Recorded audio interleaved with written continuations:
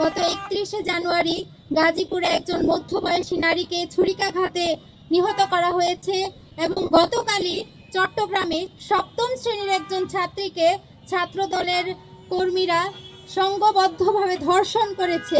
যে ঘটনায় আমরা অত্যন্ত লজ্জিত, অত্যন্ত মর্মাহত।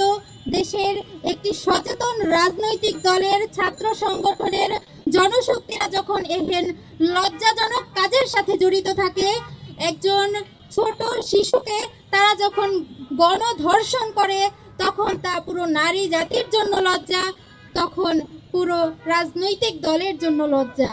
এবং একই সাথে আমরা দেখেছি ভোলাতে একজন নারীকে ধর্ষণ করা হয়েছে তার স্বামীকে নির্যাতনের পরপর এসব ঘটনা আমাদের অত্যন্ত শঙ্কার দিকে নিয়ে যাচ্ছে। আমরা আমাদের পরবর্তীতে কোন অবস্থায় আমরা যাব সেটা নিয়ে শঙ্কিত।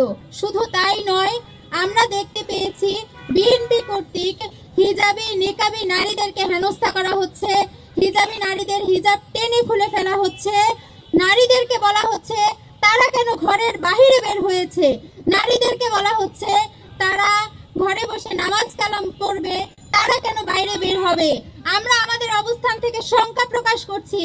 আমরা যারা হিজাবি নিকাবি নারী আছি, আমরা যারা ইসলাম ধর্মের অনুসরণ করি, তাদের ব্যাপারে বিএনপির স্ট্যান্ড কি?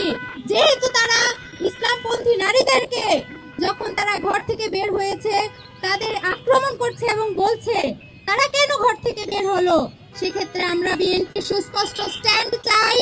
আপনারা নারীদের প্রতি কোন মনোভাব পোষণ করছেন? আপনারা কি নারীদেরকে ঘর থেকে বের হতে দিবেন? আপনারা কি নারীদেরকে হিজাব পরতে দিবেন?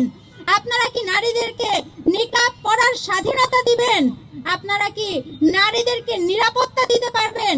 আপনারা কি নারীদেরকে রাজনৈতিক অধিকার দিতে পারবেন?